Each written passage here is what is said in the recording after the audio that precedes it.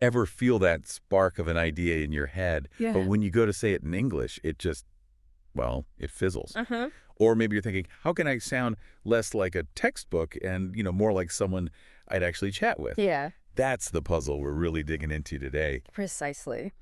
We've dived deep into a pretty fascinating collection of resources. I mean, everything from structured daily conversation lessons to podcasts featuring real, sort of unscripted English. Right? Think of this as your personal toolkit, really, for unlocking more fluent and natural spoken English. Exactly. We've waded through practice dialogues, we've sort of eavesdropped on authentic English conversations, and decoded the secrets of sounding both polite and, well, genuinely natural. Mm. We've even untangled that web of phrasal verbs that can sometimes, make or break a conversation. It's a hefty stack of insights we're ready to unpack for you. And our mission is pretty simple, to give you the essential nuggets from all this information. We want you to walk away with practical, actionable advice that you can start using like right away, making your English sound smoother and more confident without feeling overwhelmed by endless rules. Okay, ready to get started. Absolutely. Mm.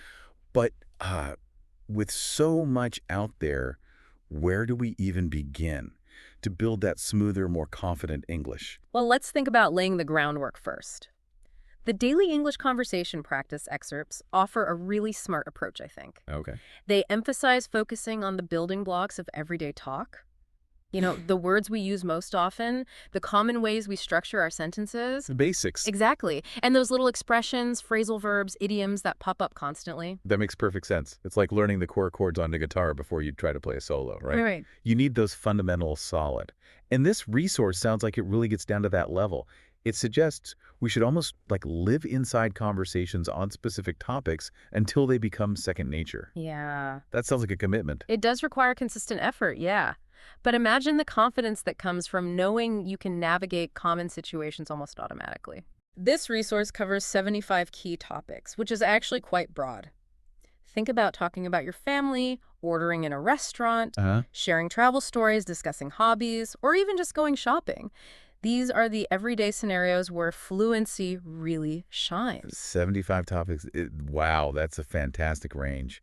So the initial advice is to really immerse yourself in these everyday themes, almost like method acting for conversations. Kind of, yeah. Until the words just flow naturally. That's a powerful first step. It is. And once you have that solid foundation, the next crucial element is tuning your ear to how English is actually spoken in the real world. Right. That's where our Real English Conversations podcast excerpts become so valuable. Oh, I'm a big fan of podcasts for learning. There's something so much more engaging about hearing people just talk naturally, isn't there? Exactly. Listening to authentic, unscripted English conversations is like stepping into a real-life language lab. Yeah. The Better at English podcast is a great example here. They feature spontaneous chats just filled with the kind of idioms and slang that you just don't find in textbooks. Oh, yeah. I remember that hilarious story they had about somehow ending up with like a lifetime supply of toilet paper. Uh-huh, yeah. It wasn't just about understanding the words. It was about getting the humor and the cultural context, too. Precisely.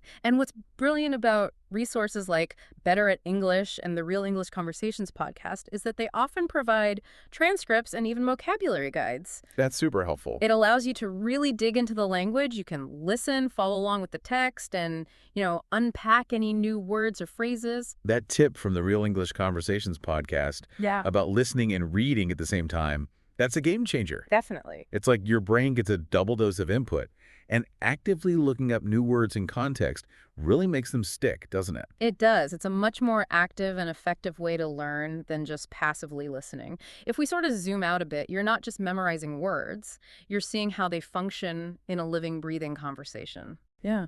Now, this raises a really interesting point.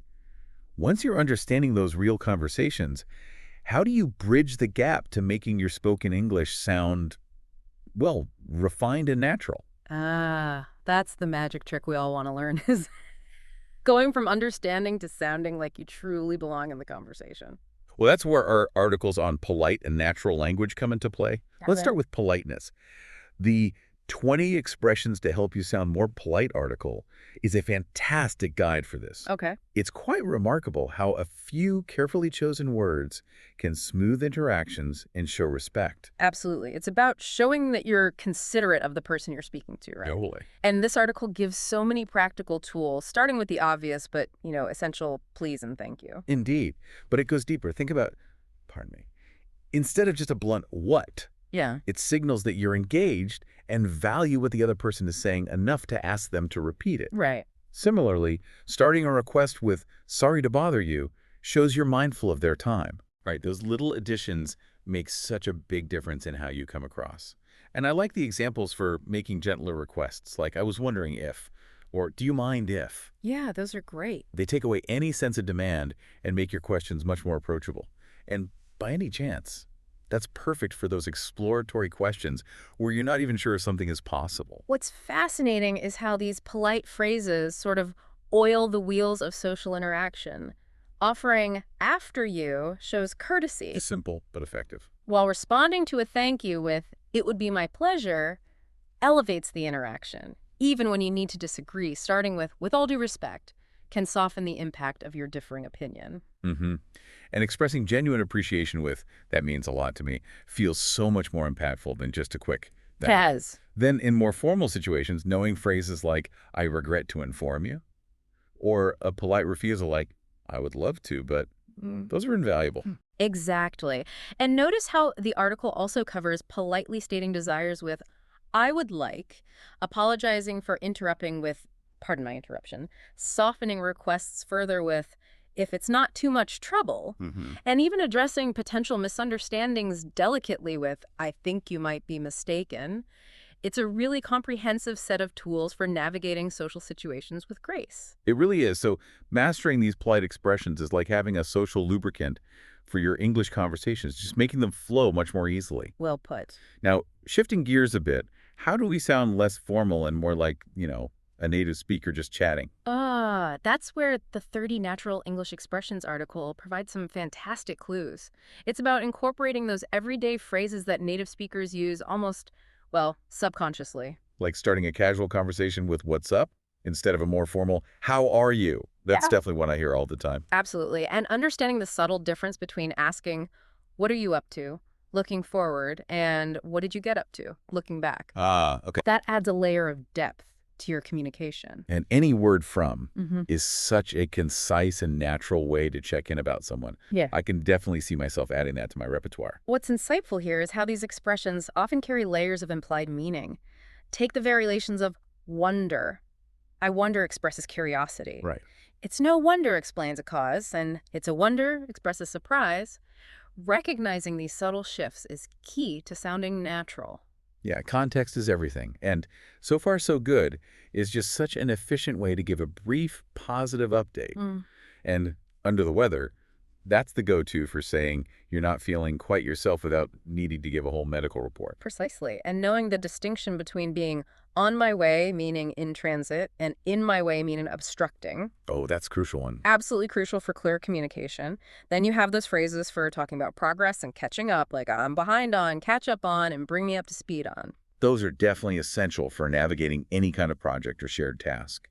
And the subtle nuances around "never mind," "do you mind," and "out of my mind" really highlight how important context is. Again. Indeed. And those little giving phrases like "here you are" and "here you go" are practically automatic for native speakers, Yeah. as are the common ways to express regret, like "I wish I could, that's too bad, and that's a pity." And "better than nothing" is such a relatable way to acknowledge a less than ideal outcome. Then there's the considerate "sorry to bother you," often followed by the less urgent "when you get a chance." Yeah. It shows you respect their time. Right. And let's not overlook those fundamental phrases for taking responsibility or pointing it elsewhere. "It's my fault, I'm to blame, I blame you." And those subtle cues of recognition like "it's familiar to me, that sounds familiar, that looks familiar," they contribute to the natural ebb and flow of conversation. It's like these natural expressions of the secret sauce, aren't they? They add flavor and authenticity to your English. Now, there's one more area that often feels like a hurdle for English language learners. Phrasal verbs. Ah, yes, you're spot on. Phrasal verbs are just deeply embedded in everyday English, and understanding them is a significant step towards fluency. Definitely. The 36 English Phrasal Verbs for Conversation article, along with the English Phrasal Verbs podcast, really highlights how essential they are. They can be so tricky, though, can't they? Because often the meaning has very little to do with the individual words themselves. Like, give up doesn't mean giving something upwards. Exactly. That's why learning them in context and understanding the role of the particle, the second part of the phrasal verb, is key. The article helpfully groups them by their main verb. Take add, for instance. Okay. Add on means to include something extra, while add up can mean to make logical sense or to calculate a total. The particle up here often suggests completion or a final result. Right. Two very different meanings from the same base verb. And then there's bring. You can bring something up in a conversation, meaning introduce a topic, or bring something to light, meaning reveal it. Bring something to the party is a more idiomatic way of saying contribute something useful. Yeah, like bringing skills or ideas. And bring on can mean cause something to happen, often something challenging, or even that enthusiastic let's do it, like bring on the weekend. Right. And who can forget the confrontational bring it on? Precisely. Then we have call. To call on someone can mean visit them or formally ask them to speak. To call off something means cancel it. The particle off often implies stopping or removal. Okay. And carry on can mean continue doing something or sometimes behave in an overly emotional way. Right. And cheer on means encourage someone. Yeah. With on often indicating support or continuation. Yeah. While cheer up means become happier, with up suggesting a positive change in state. With come, you can come across something unexpectedly. Like finding something by chance. Come up with an idea, where up can suggest creation or bringing something into being, or simply come into a place. Moving to cut, we have cut off, meaning interrupt or sever, with off, again indicating separation. Cut it out or cut that out is a strong way to tell someone to stop. Heard that one a few times. And cut in means interrupt a conversation. With fall, things can fall apart, break down, and you can fall back on something as a backup plan, where back suggests something to rely on. Then fill in can mean complete a form or give someone missing information, with in suggesting completion or providing what's lacking. Right, like fill me in on the details. Exactly. And find out simply means discover, without often indicating discovery or bringing something to light. Get along with means have a good relationship. Where along suggests harmonious progress. Get away means escape or leave. And get over something means recover from it, like an illness or a breakup. With give, you can give away something for free, away indicating a transfer or disposal, or give up trying, where up suggests cessation. Don't give up. Right. To go out with someone is to date them, and go ahead is to give permission. To grow up is to mature. To hold on means wait or persevere, while to hold back is to restrain yourself. And with put, you can put something away in its proper place or put on clothes. Yeah. Then there's the straightforward turn on, turn off. And finally, throw away means discard something. Cue. It's definitely a lot to absorb, but noticing those particle patterns, like you said, up, often meaning completion or increase, off meaning separation or stopping, that really helps. It is, and you've hit on a crucial point there. Paying attention to how those little particles change the meaning is key. Hearing them used in natural contexts, like on the English Phrasal Verbs podcast, can really solidify your understanding and make them feel less like, random combinations. Totally. So, okay, we've covered the essential building blocks, the importance of listening to real conversations, how to add that polish with polite and natural language, and how to tackle those sometimes confusing phrasal verbs. Now, how do we see all these pieces actually come together in everyday life? That's where the Learn English Easily with 20 Daily Routine Conversations YouTube transcript becomes incredibly valuable. It offers a glimpse into how all these elements are used in practical, everyday scenarios, from your morning routine right through to making weekend plans. It's like seeing the theory put into practice, right? Yeah. We can see how people naturally interact in conversations about waking up, having breakfast, getting ready for work or school, even packing lunch or cooking together. Exactly. You can observe how polite phrases are seamlessly integrated. Things like conversations about being a bit late might include, sorry, I overslept a bit. We've all been there. Asking for assistance at work, like, could you help me with this report, please? Or even just a simple coffee shop order. I'd like a latte with oat milk, please. And I bet those natural expressions pop up all the time, too. Things like, what's up? Or agreeing emphatically with, you can say that again. Oh, definitely. And I'm sure there are plenty of phrasal verbs woven throughout these dialogues too, right? Absolutely. Conversations about weekend plans might include suggestions to hang out with some friends. Hmm. Discussions about feeling unwell could involve fighting off a cold. Even simple acts of neighborliness might include offering to lend a hand. These transcripts really bring the language to life and show how it all fits together in natural, flowing speech. It's so much more helpful to see these elements in the context of realistic situations, like dealing with a car issue or deciding where to go for dinner.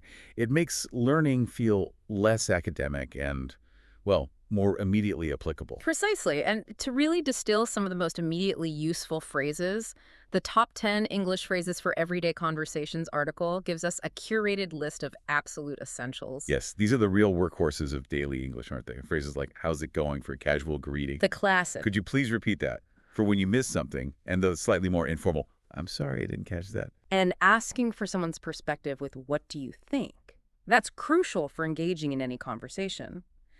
Then there's the polite way to browse in shops with, I'm just looking, thanks. Always useful. And showing you're on board with, that sounds great, is always a good way to keep things positive. And of course, knowing how to order politely with, I'd like a make, is a must-have. Let's not forget, excuse me, where's the may for navigating your surroundings? And could you help me with this? For when you need assistance. Right. And the foundational, nice to meet you for those initial introductions. And the practical advice they offer for learning these consistent practice, role-playing different scenarios, immersing yourself in English media, even using tools like flashcards and language learning apps, it all reinforces the importance of active engagement, doesn't it? It does. It really all comes back to that consistent exposure and active application of what you're learning. So if we had to give just one key takeaway to someone really wanting to boost their spoken English, what would it be? What's the core message here? I think it truly boils down to this. Consistent immersion in real English conversations, combined with actively learning and using both polite and natural expressions, and steadily building your understanding and use of phrasal verbs. Okay. These elements working together are really the most direct route to more fluent and confident spoken English. It sounds like you, the listener, now have a fantastic roadmap and hopefully a wealth of practical examples to guide your journey towards speaking English more naturally and confidently. Absolutely. And maybe here's a final thought for you. Make a conscious effort to seek out opportunities to hear and participate in real English conversation. Yeah, get out there. Challenge yourself maybe to incorporate just one or two of the phrases or phrasal verbs we discuss into your next English interaction, no matter how brief it is. Even a small step. Exactly. You might be surprised by the positive impact it has and the confidence it starts to build.